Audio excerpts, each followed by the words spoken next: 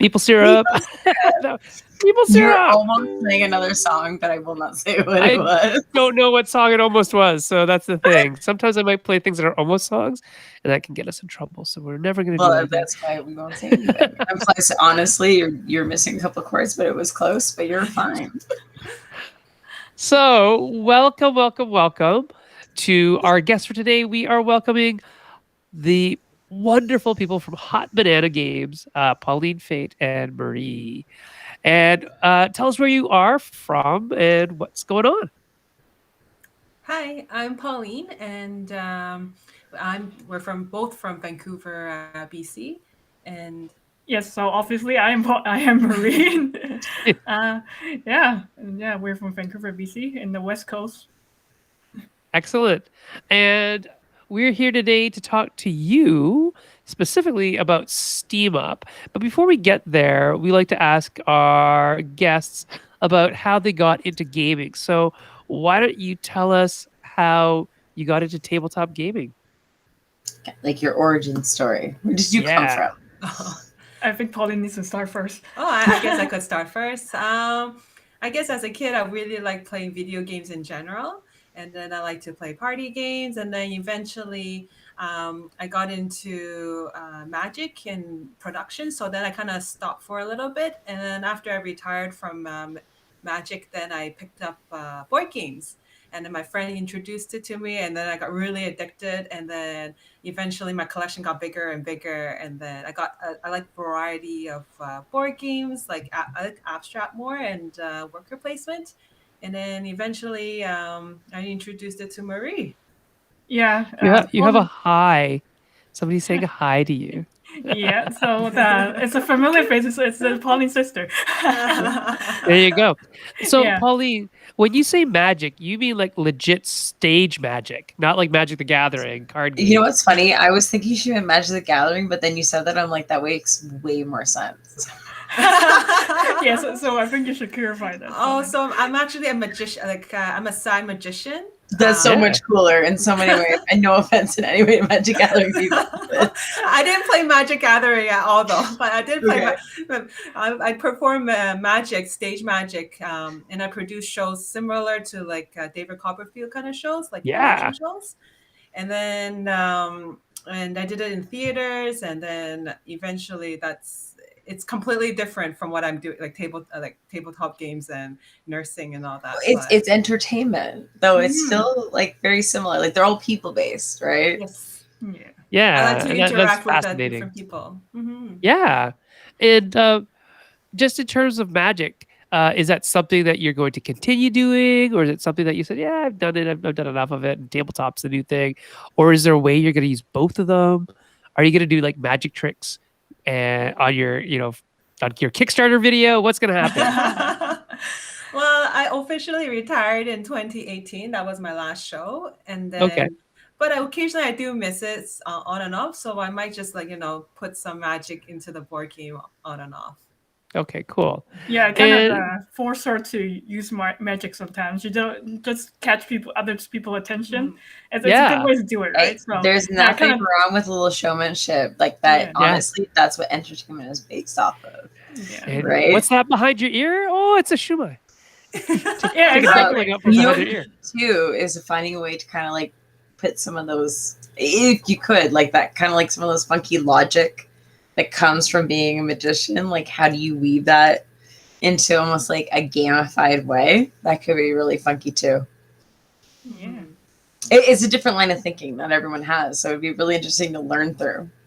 Oh, definitely. Yes. Very cool. And then Marie, what about you? So Pauline was, I know Pauline through the magic show kind of actually. So I help her with the show, obviously, and then I started to know her better, and then we started playing board games, and that's how I was introduced to board games.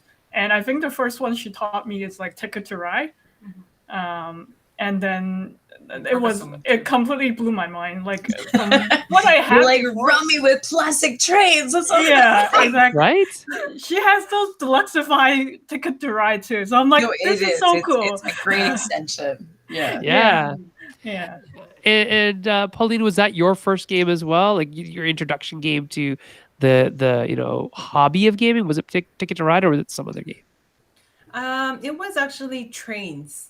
It's a deck Oh, I building game. Oh, love like trains. Mexican Yeah. trains? Yeah. No, No, no, no, no. like Oh, trains. It's AEG. It's an AEG title. oh, I thought you It's meant like the classic, like I was like, no, it's trains is a classic Mexican tile game. it's a deck building game that also has a board. So it was one of the first deck building games that had a spatial component, and it's still one of my favorite deck builders because of that. It's real fun. Good choices. Look at you. That's awesome.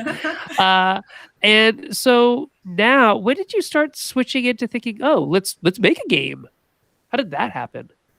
I guess I think late 2018, and then when we start to expand with different variety of playing board games, and then our shelves are full of everyone's board games, and then we were like, oh, wouldn't it be cool if one day we can actually design our own and then have it up on the shelf, right?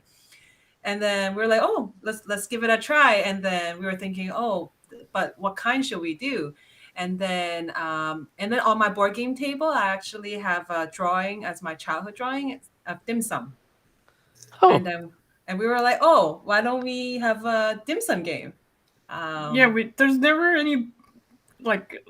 really any dim sum related board games. So we're wondering, like, why is there none? Like, there's absolutely none, other than a couple no. of card games, probably. Yeah, and Yeah, or it's like a side thing. Like, like sushi go as dim sum, but it's a side thing. Or there's like sushi, but there's not dim sum. Mhm. There's like, you know what I mean? Yeah, I totally get it. If it's included in something, it's kind of just one of the categories, not like necessarily main thing. Yeah. the category. Yeah, and I think it's a really interesting thing because, like, if you look at dim sum, if you really study dim sum, like us dim sumologists have studied it, you'll know that things come in certain volumes. Like things come in 4s and things come in 3s. And Yes, certain I was things going come to in say that 5s. too. I totally missed dim sum, but you're getting by the basket. Yeah, and there's And all I this don't sort know of if everyone stuff. understands how a steam basket works if they've never seen it. So, yeah. Yeah, and you said that there was a childhood drawing on your table. What does that mean? Oh, it was just like a in graphics in elementary school. We did like little drawings of like different dim sums, Oh, and okay. then we laminate it, and then you can give it to your mom for Mother's Day or like kind of stuff like that. And then And I you still always have kept it, those? and I still Oh, have that's so it. cute. Yeah, I still have it in the board in my home board game table right now. So That's so cute. Good. And so when you settled on dim sum, did you do like research into like what exists out there in existing board games in terms of Chinese culture, right? What is there, and did you find it lacking? Like, Yeah, there's a space, obviously, right? yeah, Go we ahead. definitely find it lacking. Like, even just in general, like anything related to particularly related to food that we or anything that related to our cultural background. Like, there's not a lot actually. I think recent years there's more Asian related board games, but I think like from the time that we decided to make a dim sum board game, we search through board Game Geek, or we Google search, and there's none, barely any games related to dim sum. And as I said before, there's only a handful that is like just card games, right? Yeah. So yeah, that's how we come up with a theme and decide to let's I think it's a great game to start with, the theme. A lot of people know about dim sum, but so let's make it happen. Oh, so cool. So tell us not how do you when you're designing, what kind of thoughts are going through your head? And is it always culturally related, or are you trying to do other things with your design? What sort of messages are you trying to send with the games that you're making?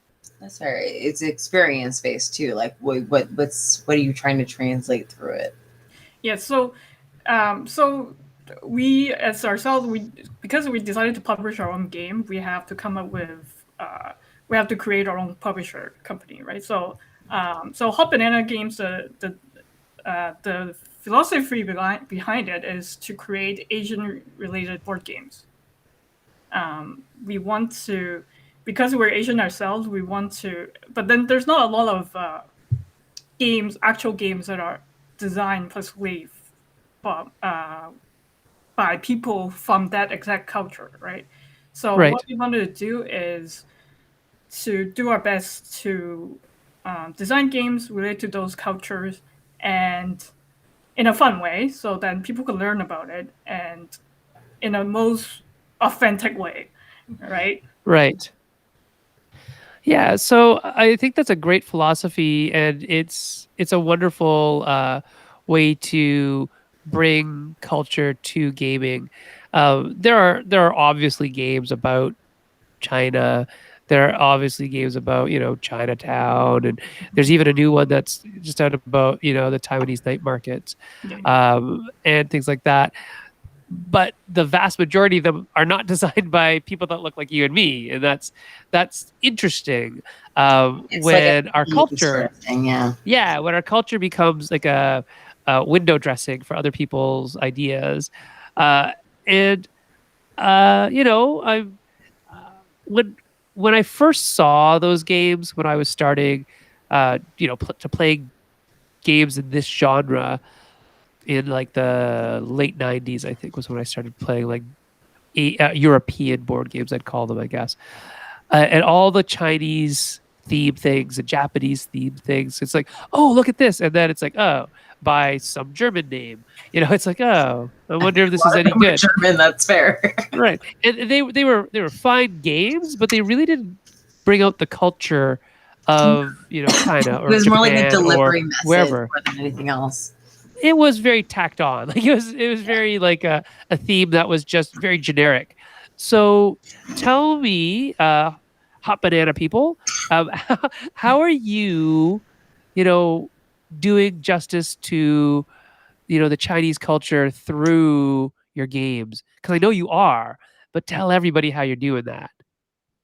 Well, first off, picking the theme, and then the second of all is having the mechanism to try to replicate reality. For example, we have a lazy Susan turntable. So, as you know, in dim sum restaurants, we with large groups of people sharing dim sum, we have all the steamers all piled up in the turntable, and then you just turn it and then get whatever's in front of you. And then the second thing's like the number four. In many Asian culture, the four means death. So then in our lucky die, we actually don't have number four. It's blank. So we only have 1, 2, 3, 5, 6. In a Yeah. six-sided die, we don't have number four. And then another example is like the word eight. Eight means wealthy or prosperous. So we start off the game with 18 steamers. There's 18 fake cards, or like the table you're sitting in will be number 168. So those are some minor things that we have brought in that we grew up with and learned from our culture and put it into the game. So it's almost like if people know our culture well, like has a cultural background as same as us, when they look at the game, we almost want them to see like, oh, it's almost like an Easter egg you find in board games. It's like, oh, great, this is the table number 168. Why do we use 168, right? Because it means like continuously wealth, right? Yeah. So like it's almost like these messages, like people will understand if they actually from that culture. But then we also want to bring that messages or bring that knowledge to people who doesn't know or who's not familiar with it, and we want to how we bring that message to these people is we actually have an explanation in our rulebook saying that why do we decide on this say number, right? So right. Yeah. Or like we not only play the game, but then like she mentioned, we have like little sections where we teach you. So for people who don't know anything about dim sum, they at least can gain something from this game. So when they actually eat in a restaurant, they kind of have an idea, like a beginner's Oh, that's information. awesome. So in the rules, it'll have like, will it have like, this is the ingredients in this, or this is what this is called, and these are the names for things. That's great. You know That's what's kind really of that's really nice good. too is they'll have the proper etiquette if they Oh, go hopefully, to a dim sum restaurant. Like at least there'll be expectations on like what it means. I would hope. Or Do they- maybe it'll introduce more people who might feel like they didn't know what it was before. They're like, at least I have an idea of what I'm getting into, and you're like, go for it. Yeah, exactly. So that's what we want to do with our game too. Like we want, like maybe you after you play a game, you'll get curious about them some and actually try it. And Plus, delicious. So you should yeah, try it anyway. But also game and then delicious food. yeah. Double cool. So I mean, I have to ask at the end, do they fight for who pays for the check? That has to happen. And then it gets depends left. on who invited who. No, it gets left for me. I'll pay everybody's check, I guess, because I'm the oldest person at the table always. So there you go. But that's really neat, and I'm really looking forward to that. Now, another thing that you have, so first of all, let's get this up here. Steam Up, a feast of dim sum. When is it coming to Kickstarter? Soon, isn't it? Yeah, so we plan to launch October of this year in 2021. So of course, stay tuned for those who are interested. Your sister is saying, yes, the oldest always gets the bill. That's me in this situation. So, That's why you go. I will with pay the parents bill. and, like aunts and uncles and things like that, and not just like your friends and brothers and sisters. Yeah. And so in October, so we're looking forward to that. Now, you've done a ton of stuff in preparation for that.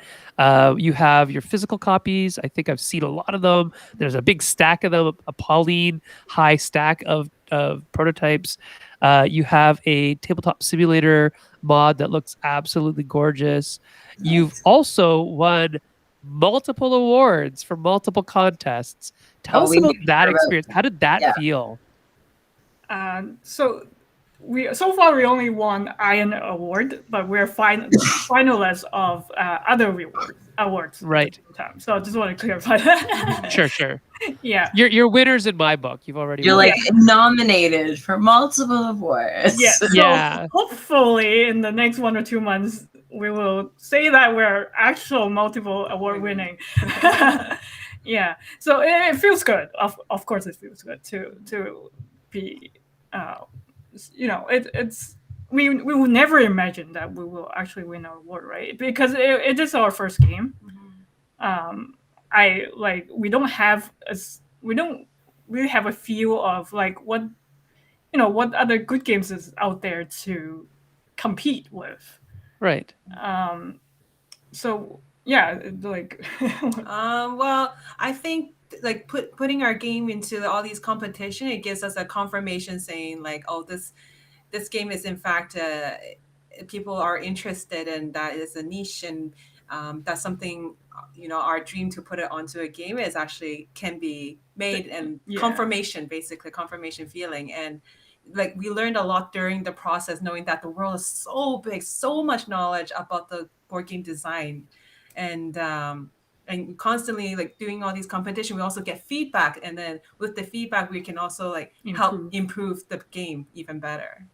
Right. And what do you think wins people over? Why is Steam Up doing so well in terms of just I think you have a fan base already. Yeah.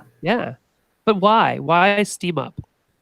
I think it's something that it's a very weird. It's a more rare theme to have a board game related to dim sum, and people love food. I would think we do. We did pick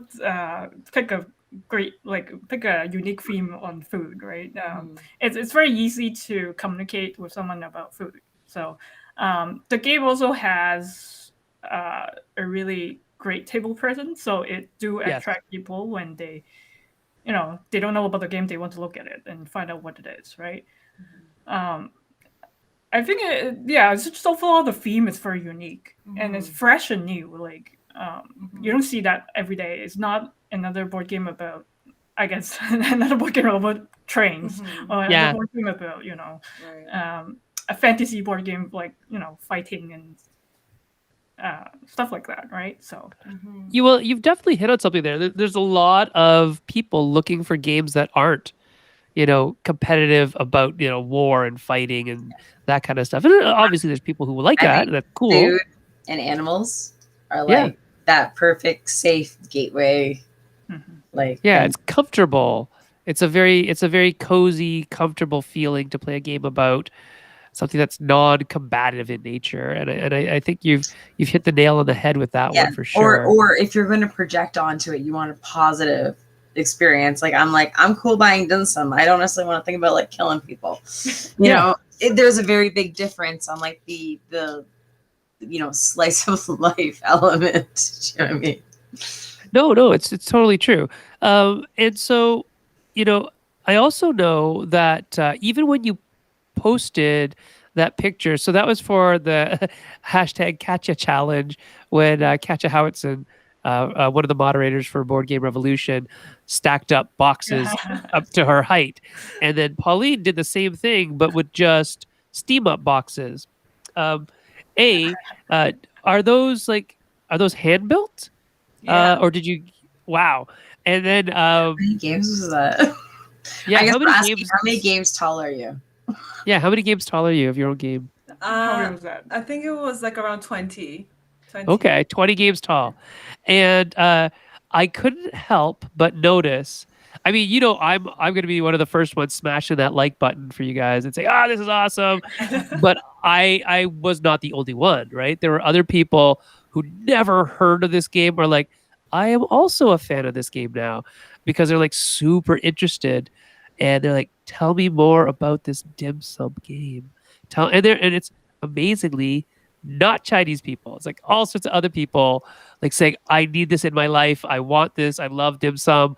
I didn't know there was a game like this. Where can I get it? When can I get it? And you didn't even show the game. You showed 20 boxes of the game. How did that feel? And did you gain a lot of traction from just even doing that one? It's a single picture. Did did people sign up for a mailing list? How are you going to convert that into, possible sales at the Kickstarter date? What do you think? So I think it's definitely I think Pauline posted that post kind of like just for fun, but then it helped us test the water kind of to make sure that this is something that people are interested, right? I was actually not expecting to have I did it for fun. I was like, I have all these prototype boxes and people are posting board games, but my heart will break putting all those board games together. I was like, my boxes are pretty good too, right? So I'll just try it. And then like hundreds of comments, and we were like, this is really good. The feeling I get was like, oh my god, I'm in love, right? Yeah. I'm so happy, right? And then definitely we got some traction and people are interested, and we got we did have our numbers increased, like our page our mailing list, what is even just people trying the game on tabletop Top simulators. Yeah. So that's a great segue. I was You gonna say, have what are the tracking numbers like on that end? Like, are you getting really good information on who's testing your game? And like, is there ways of actually even connecting? I never thought about this, but connecting through Tabletop Simulator to get them back to the Kickstarter. Yeah, and the only thing that I like, it's great that there is very little, there's some numbers you can see on Tabletop Simulator, such as how many unique visitor or how many people subscribe to your game. But unfortunately, there's no way for us to track who play it, or if we can after they play it, if we can connect with them directly afterwards. There's no data on that, so this is something that we wish Tabletop Simulator has. right. Idea. So one of the custom elements I just thought of is iPad. like an iPad thing that you can put on the table. You could add it to the TTS with already some sort of like feedback. Just a Google form, form that they can enter, right? That's already built onto the board. Mhm. Yeah, It you can just be build that. anonymous or whatever, but yeah, you could collect really interesting, like play the game, fill out the form. It's just over to the side on a little Yeah. tablet thingy. Yeah, Oh, that's a good way of doing it. Like, and you could put one at every player's station because they're Yeah, just because you can adjust how it works in the size. And yeah, I was just thinking that actually might be a that's a really good point. good way to collect. Yeah, it's kind of Yeah. like collecting feedback from after you go to the restaurant. Yeah, You got the bill, and then sign off. Hey! Sign off, pretty right? much. I think you Yeah. can do it. I really do. yeah. Yeah. And I think that's a really good way to just, because it will just go to a Google form or somewhere, right? That would just get spit out into a spreadsheet that could become Or part even of send your it mailing directly list. to the Kickstarter page. So either you're giving a like, or by the time you go through, Mhm. it's like Right. you can, you know, If you have your Kickstarter page up, sorry, you could send it to them contribute. to to notify on launch type thing, right? Yeah, that's true. Yeah. We will give each player the folder where you put the bill in. Oh yeah, let's do that. They can Inside, that can be a bit it's a I mean, you could totally. you totally could. So before we move on from that, from TTS, tell me about the mod itself, because it is one of the best mods I've seen in a long time. So I know that you had it made by somebody, and I've recommended him to other people. And how has that mod served you in the time of the pandemic where we can't get together, and yet you're still generating hype and buzz virtually when we can't connect? How does that happen? Oh my goodness, without Alexi. So the person who built our mod on Tabletop Simulator, his name is Alexi Manado. For those who don't know him, he's like the master of Tabletop Simulator. Without him, like we couldn't attend some competition because we didn't have made physical prototype, or we couldn't meet in person. Right, the conventions are all closed. So it was a great opportunity to able to showcase our game digitally, and then attend all these so far virtual conventions, right? So Yeah, I think without the mod, we won't be able to achieve what we're doing right now so far. It's when we started designing a game, we only have a prototype. We never thought of putting our game in TTS. Right. It's just that when the pandemic started, I realized that we have to put it on Tabletop Simulator, or else we have no way to play with any other people. I did try myself. I did try to create our game on TTS, but then with the limited skills that I have, it's almost impossible. So we know that by then that we need to find someone who is actual developer, like a TTS developer, to do it for us, because our game is very complicated. In terms like the basics functionality on TTS would not be able to create a game.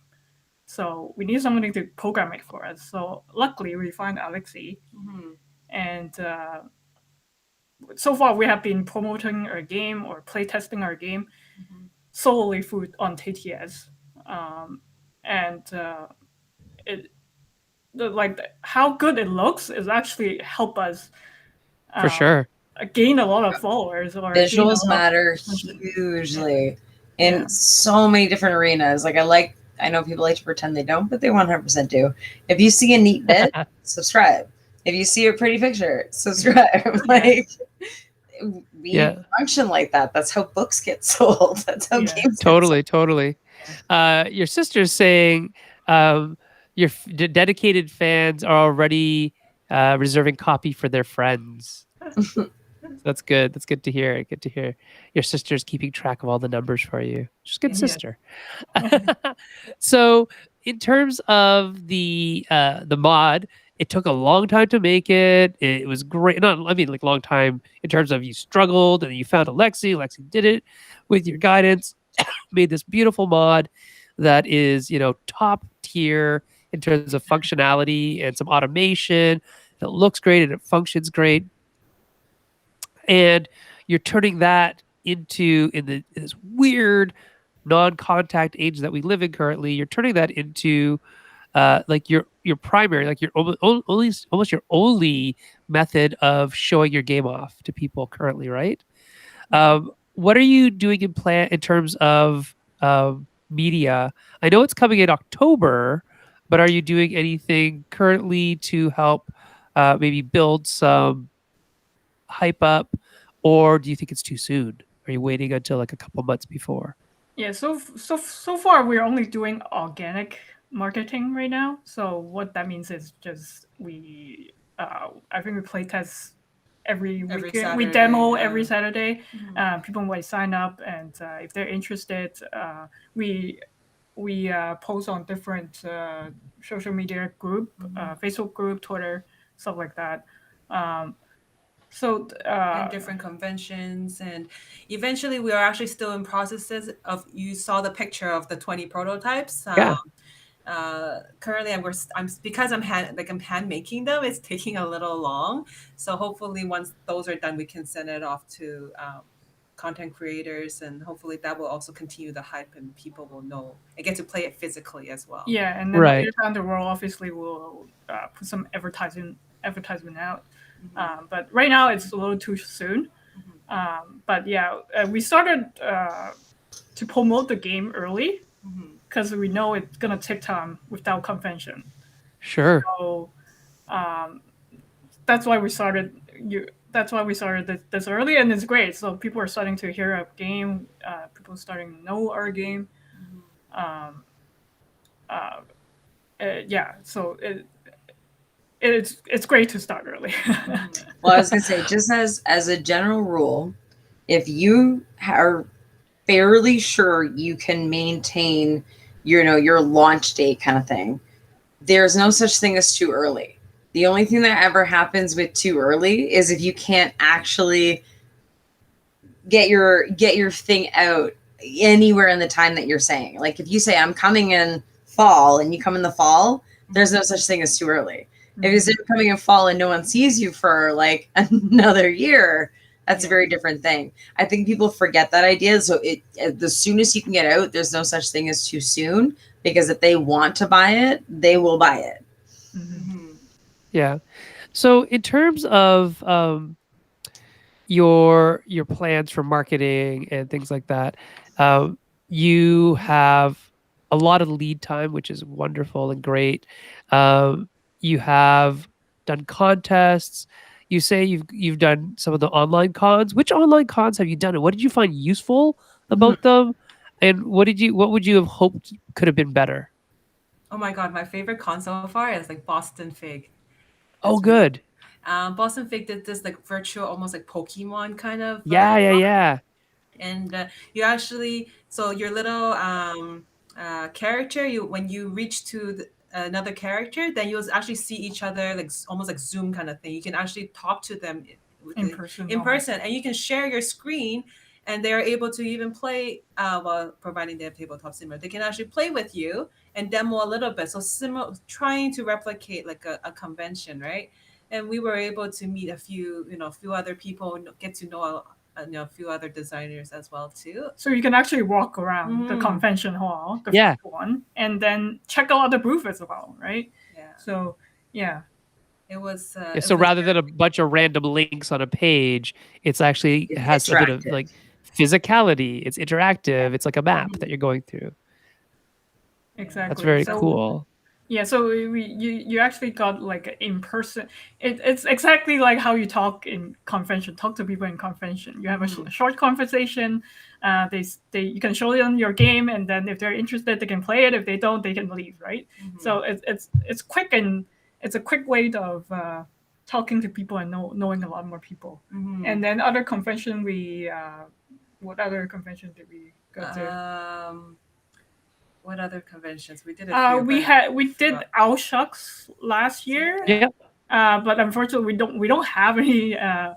We don't have much of a tabletop simulator presence back then yet. So this year we're actually going to Owl Shucks again in April, and then we hopefully to get a lot more people playing our game. Where else did we go? Oh, we just recently last weekend did a Terminal City It's our own local. Oh, right. I keep forgetting that Terminal City was on. Yeah, so Goodness it's our dear. own local conventions. So we actually get together with some friends locally, and also promote locally here in Vancouver a little bit. Yeah. And also QuackaCon. That's I think by Jesse Anderson.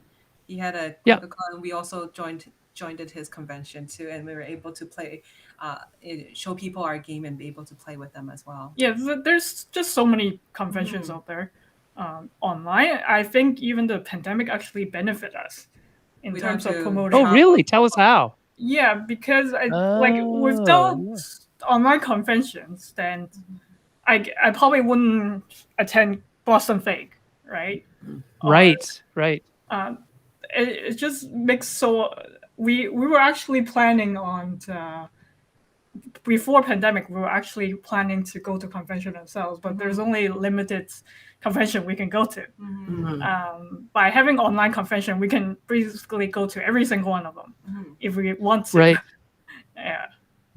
Right. So all the savings on airfare and hotels and all that kind of stuff allows you to actually, get your game out in front of more people in a different way, right? Yeah. It's a little more that's really accessible cool. for sure too. Yeah. It's a long part. Accessible. Yeah. Have you found that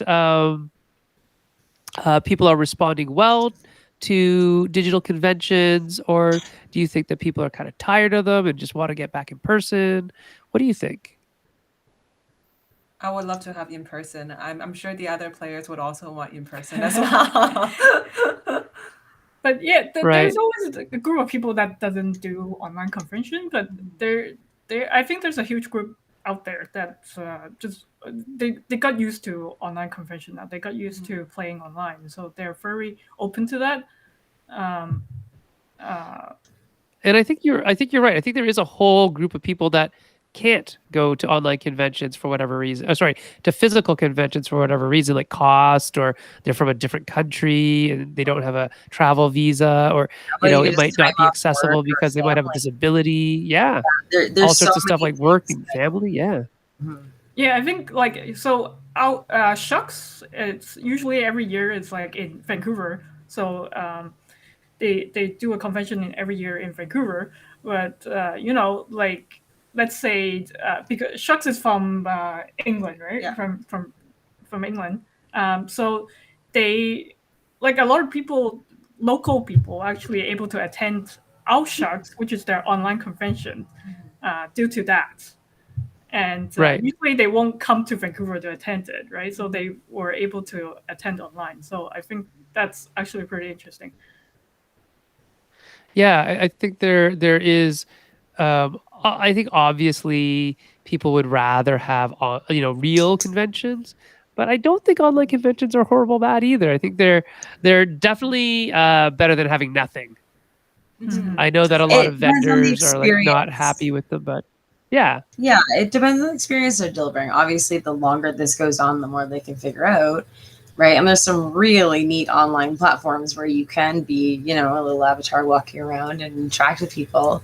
And so hopefully more of that continues. Anyway, it'd be nice if that continues in parallel to the live, simply because there's always going to be an accessibility problem, right? And if there's a way, even if you did live cams, kind of, to be honest, who cares? You know what I mean? If you're able to do the live presence plus the virtual presence, I just feel like cons could be so much bigger than they realize. yeah. Or you could do like the physical con at one time of the year, and then have your virtual con 6 months later, because once you get those virtual con infrastructure going, it's probably, I don't think it's that much to actually run it, in terms of.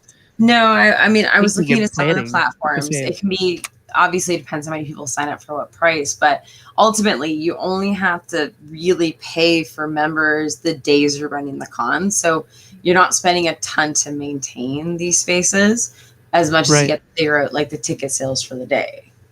Right. Right. Cool. So, hey, what's next game-wise for Hot Banana?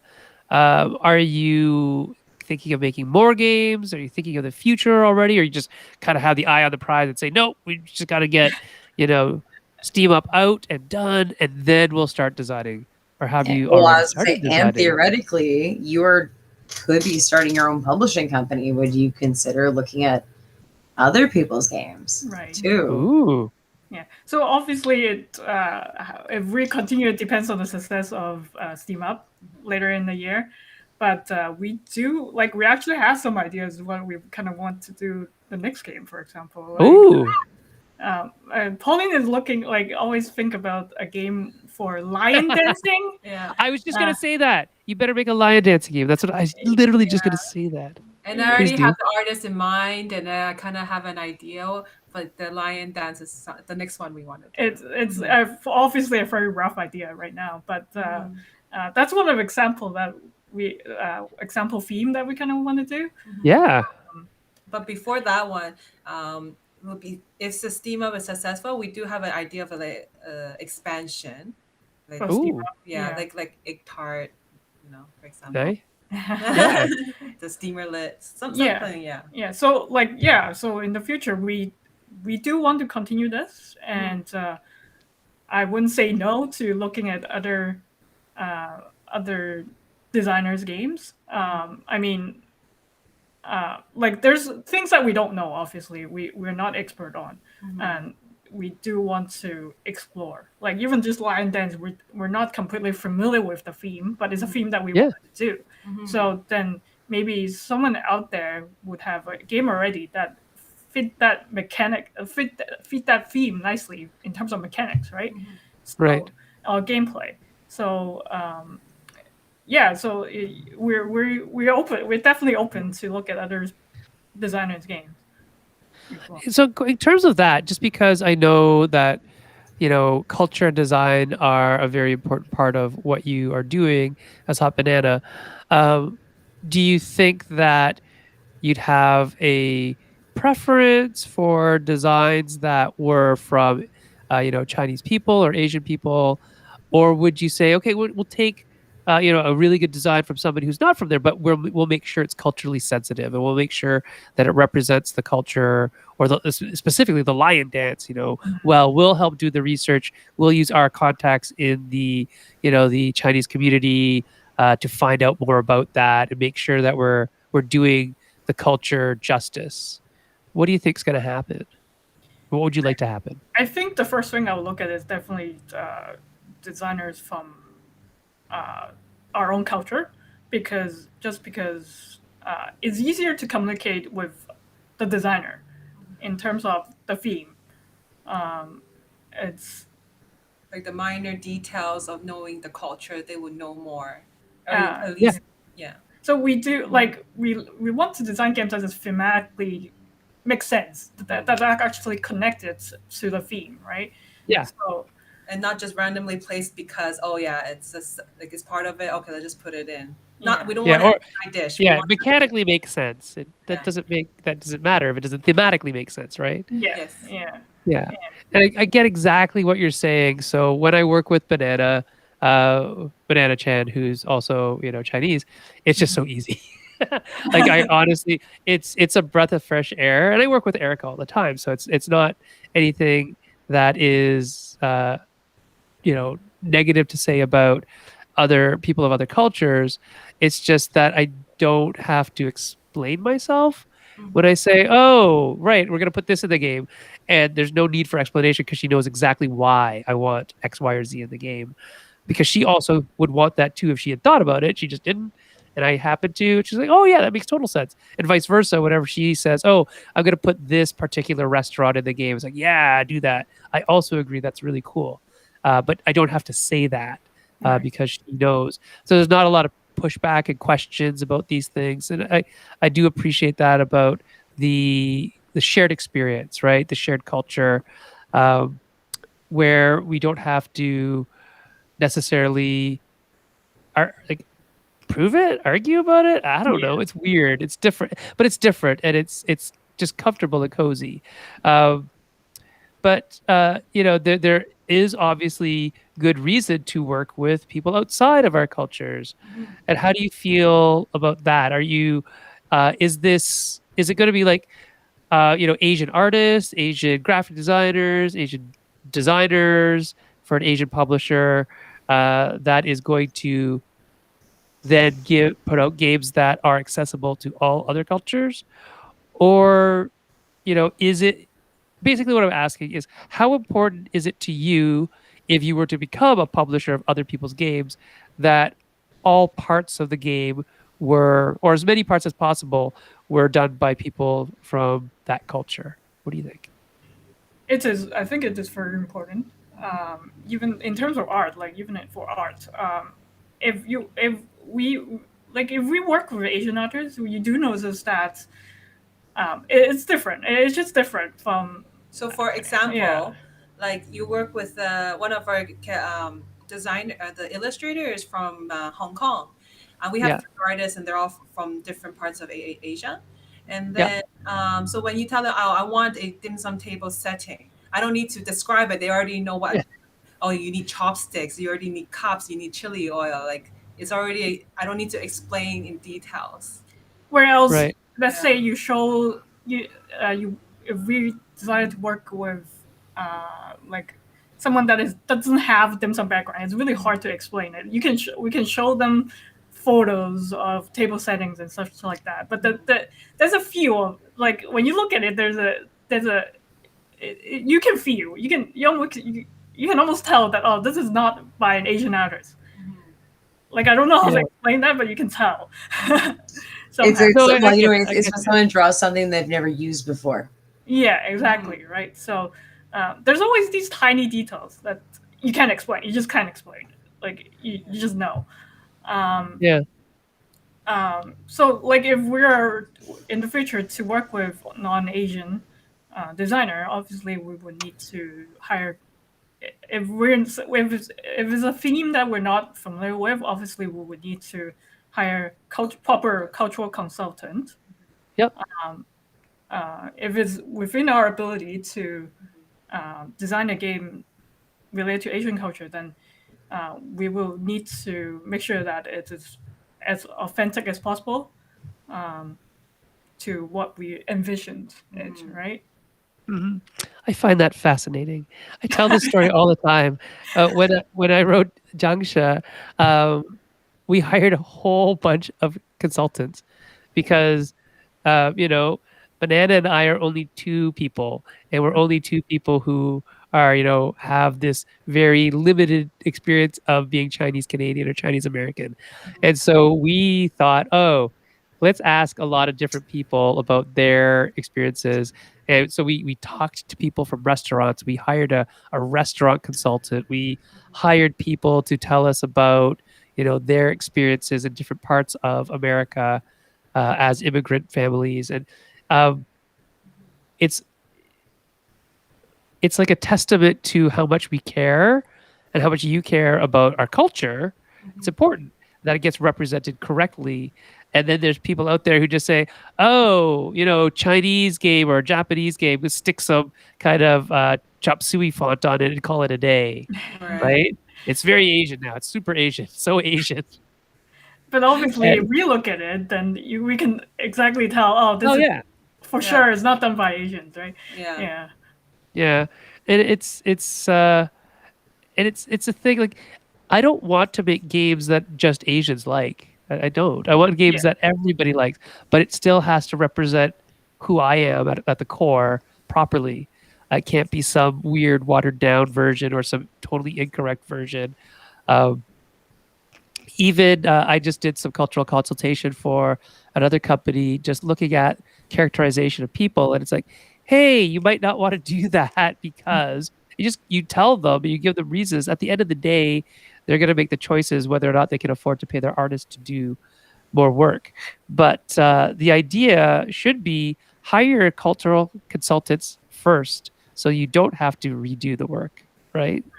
You have people who could tell you, oh, maybe you shouldn't have chopsticks in that person's hair because, Asian people don't wear chopsticks in their hair. They're hairpins. They're super expensive and they're hairpins. They're not chopsticks. Yes. That kind of stuff. But they had drawn already chopsticks in the hair. So I said, hey, here's how you could change that to be actually culturally sensitive. And, here's some hairpins. And, just historically, this is what people would put in their hair, not chopsticks. And so stuff like that is really, and people don't mean anything by it most of the time. They're not trying to be offensive. They're not But thinking about what it means. It's like they've Yeah, heard they saying, don't I'm putting a understand. fork in my hair. You're like, well, there's a very big difference between that and putting a decorative piece. Like, most hairpins have like, they have like pearls hanging off of them and things Yeah, like that. like They're nips. not a piece of just like ground down wood. Like, you're talking about money. These were status symbols. They're not interchangeable. Duh.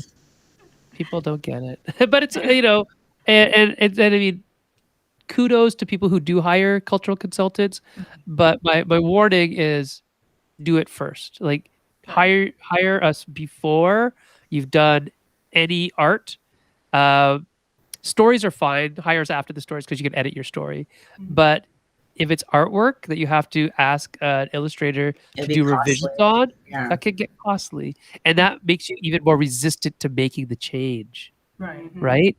If you had come to me first and said, okay, we have this idea, here's a rough sketch, tell me about what you'd want changed, and then get the artist to finish it, golden. You're golden. That's great.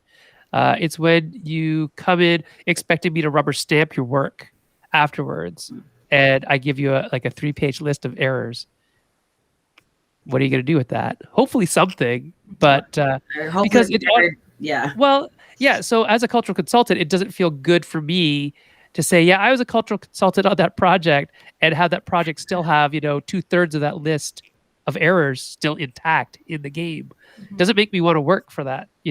Again, it's like I'm not going to do that because my name is and my knowledge is now on the line. So it's a catch-22 sometimes for cultural consultants when a lot of times the publishers just want a thumbs up. You done good, and what if they didn't, right? So that's why I think having people of that culture at least make the game. We know when we don't know the thing, right? Like if you're saying lion dance, I'm like, yes, make a lion dance game. And you're like, yes, we will, except we don't know a lot about lion dancing because none of us ever participated in the lion dance. We just watch it as, a thing that we watch during a festival. Right. But I don't know all the lion history dance about it. competitions. If you want to go that direction, I find them a lot of fun. They're super cool. I love dance competitions. Sorry, that's But just yeah, understanding even the rules of that competition and how how many people are on a team and what does this lion dance signify and all that kind of stuff. You might need to hire somebody, but we would know that we need to hire somebody versus Right. oh yeah, I'm gonna go on Wikipedia just I'm gonna look guess it the up. colors and like what the different like face shapes mean and things like that. Right? You're like, Yeah. sure. Yeah, so I mean, please, if you are going to use another culture as trappings or theme for your games, please consider hiring cultural consultants before you get too far in the weeds for those things. I think it's just a good thing to consider as part of a design process of your game, right? Like you do prototype, like your prototype wouldn't have graphics, you won't hire an illustrator unless you have a solid game, right? So it's almost like that, right? You hire a consultant to look at even your prototype. Yeah, I think that's a great way of looking at it too. Like hire a consultant to make it more solid so that when the paint is put on, you don't need to, paint over it again, right? It's got a cart before the horse type thing. Yeah. Cool. So, Steam Up coming in October. You might have a game in your mind about lion dancing. What else? What other things do you hope for from the future? Someday we're going to get back to real conventions and in-person stuff. So what are your plans for that? We're actually really looking forward to in-person convention because I think for us, I didn't start board gaming a very long time ago, right? So probably like 2-3 years back. So I don't really have the opportunity to go to like Gen Con or PAX Unplugged, like those huge convention yet, other than Shucks locally in Vancouver. Right. So I am actually very looking forward to that. Mhm. To just attend these conventions as a player and as perhaps a publisher. Mhm. Yeah. What do you? Some I stick think I things. agree with you because I'm more of a in-person person, if that makes sense. Like, Well, magic tricks work better in person too. yeah, right. For me, it's very hard to do virtually, but and plus, I was somewhat of a computer idiot on the outside. I'm more of a person. Okay. So for me, it was a big learning curve, and now that in the future when there's conventions, I'm looking really forward to it. I mean, I like the digital, but I'm looking forward to because I really like the human interaction. So Your sister has an idea, by the way. She wants you to make a game about bubble tea. bubble tea. I think Well, there's too many. There's a too lot many of out bubble tea. there. I was gonna say There I are a feel lot of like bubble tea of games. all the themes that one might be a little saturated, but there's plenty of other things to touch on. Yeah, Yeah, exactly. Yeah. agree. Yeah. So what other things would you like to touch on culturally? I haven't thought too much. Have you? I mean, for me, I think our main focus was just trying to perfect the steam up. Sure. Before we can think of other things, because if we don't have the ground stone, like if we don't even have the first, step, then we can't really think further. If True. that makes sense. We True. want a good foundation before we think of other things. Because I feel if we have too many ideas and we don't have like a solid idea, then it's gonna go nowhere. Yeah, So- I always Right. tell Pauline that if she has an idea, write it down right away, or else Mhm. down, I don't know, 3-4 months later, we'll forget the idea. Yeah. Right. But you do have ideas that you want to go forward, but you have the wherewithal to say, no, we need to focus on this right now. Mhm. Well, it's always Right. good to You- learn from the first one, right? Yeah. Then you'll understand like what becomes interesting is as you keep putting out games, you're like, oh, that's what that costs. So then you start adjusting your designs kind of based on that cost knowledge. It is. Right. We learned a lot We there. learn to appreciate. Things people don't think about. But Yeah, you you learn do to start. appreciate a good game, like how just a simple game can become a product itself. Like we appreciate that so much more after we start designing and looking into manufacturing the game. Yeah. Right. Before- Oh, hey, I do have another question. Oh, keep going. Sorry, go. Yeah. Oh, I was just gonna mention that before when we just get a game, we will like open it and play with the components and then just play the game. But now every time once we start learning to design, we actually Look at the details, like the chipboard, how many millimeters, or what is the materials made of, PVC or TPR. Like our mindset changed the moment we got into design. Yeah, you're now seeing behind the matrix. It's like when people actually notice spot UVing or not. Yeah. Or like Now you have a different eye. the card, if it's blue core, it's like 310 GSM. Or it's like, Yeah, oh my god, the core is a fun one when you start to notice, like, because you never thought about there being colored cores before. Right. So it was. Now we know so much more. We were like, oh yeah, okay, we know what to do for next time. But I mean, it was a great learning curve. Like just knowing nothing and now going to learning something new and more in detail. That's pretty cool, I think. Did it feel like you were drinking from a fire hose that was put on full blast for a while? Like so much information just coming at you. Oh yeah. Yeah. So the question I wanted to ask you is, hey, are you going to sell your game in Asian markets? Are you going to try to get Asian games into Asian markets? That What do you is think? our hope right now. That we do plan if there's an opportunity to come. Unfortunately, though, because our instead of like obviously we would love to make this Steam up into translated into different language, Localization. like obviously Chinese, or Yeah. you can sell in Hong Kong or Taiwan, right? Yeah. That needs localizations and then translation into Chinese, and it's something that I know how to speak Chinese, but in terms of writing, Yeah. I'm absolutely terrible at it. Yeah, we need to hire definitely a rule book editor in that language and translation. I was So gonna say, if the Kickstarter does well, though, there's always the chance of having publishers who kind of co-publish with you, or they will do the other language publications, and you will have another agreement with them. It's a nice way of kind of expanding into other places where they're already established, right? Because people don't think about a lot, like for example, like Korea is a huge gaming market and things like that, right? Yeah, even, there's a lot of untapped markets. yeah, even I think Singapore. In Singapore, I know their Yeah. main language is Singapore is a big one. It's growing a huge fast one. too. There's more Yeah. gaming shops. Well, I mean, COVID and all, but there was more gaming shops starting up there. Yeah. Yes. It's So if cool. you go to Kickstarter, there's actually a lot of Kickstarter From Singapore. originally from Singapore. Yeah. Tons and tons. Yeah. Tons and tons. Very cool. So it's time. We're going to run down through our contact information. And by the end of that, we're going to get some feedback from the Hot Banana Final advice. team. Yes. Final advice for, and if you could frame it in the mind of, something you would have liked to know already when you started this, that's a really good piece of advice for new designers. All right. So if you want to keep up with the Hot Banana team and what they are doing with Steam Up coming to Kickstarter in October of 2021, you can find them on Twitter at Hot Banana Game with no S. I think it was too long.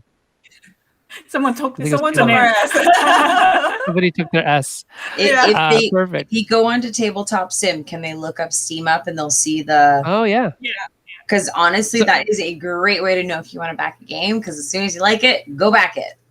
Right. Right. So that is on Tabletop Simulator, and you would search in the workshop In the for Steam workshops. Up. Yeah. Mhm. Good stuff.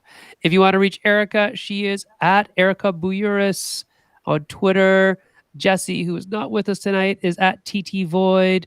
And me, myself, and I am at Sedfung Lim on Twitter.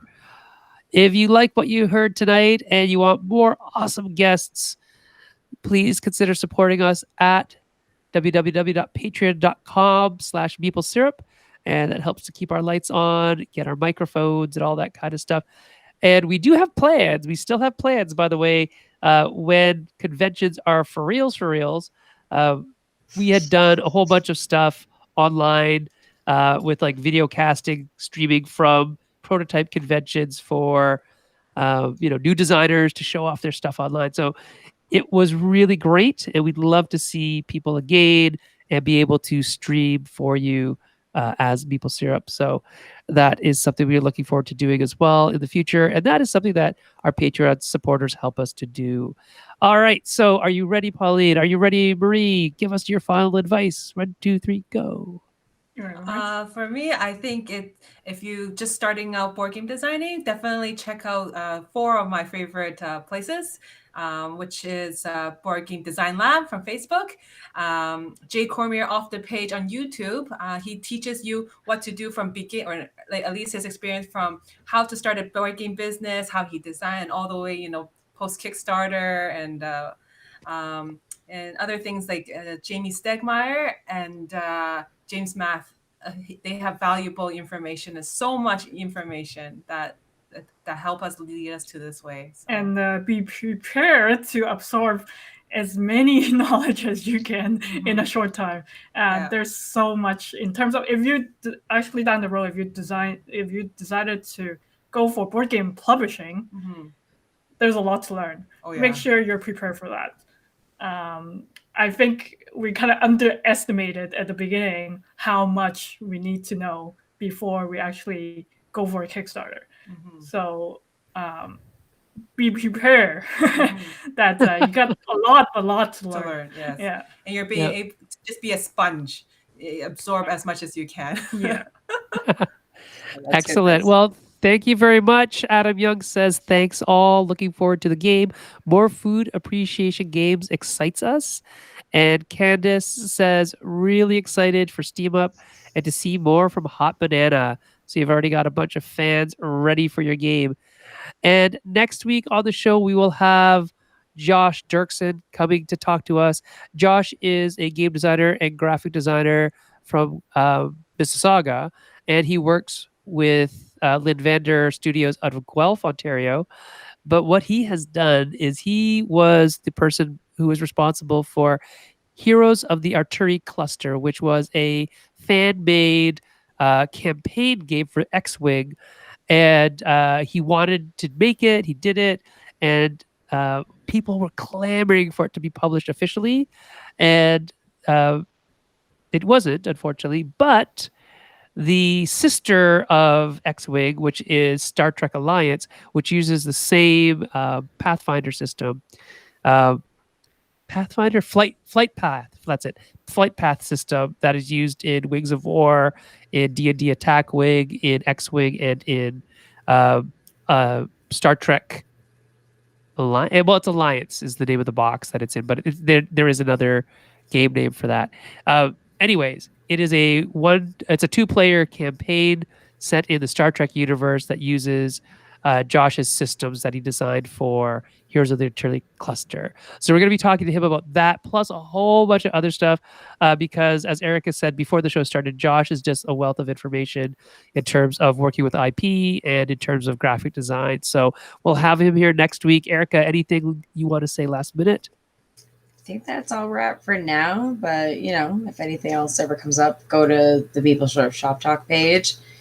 I think we got past am I right? We got past 1,000 people on it? Well, close. We're there. We're almost there. We're close. Anyway, most people there, if they're not professional, they're people who have great questions to ask. So don't forget to post them there, because I'm sure someone, to be honest, knows the answer.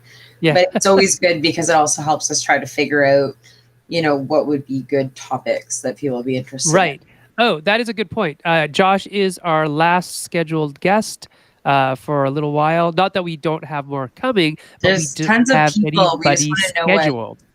we just want to know what are interested in. We could bring back, the same parade of people all the time, but I don't think people necessarily always want that. Yeah. So if you want, if you have names of people you're interested in, whether they're up and coming or they're well established, please reach out over the People Shop Talk on Facebook, and we will try our best to schedule them for a live interactive show. Mm-hmm. All right. On that note, we will say goodbye. Thank you very much to Marie and Pauline from Hot Banana. Check out their game Steam Up on Tabletop Simulator right now, and coming to Kickstarter in October of this year. All right. We'll see you all later. Thanks so much, everybody. Thanks, Pauline. Thanks, Marie. Thank you so much. Bye.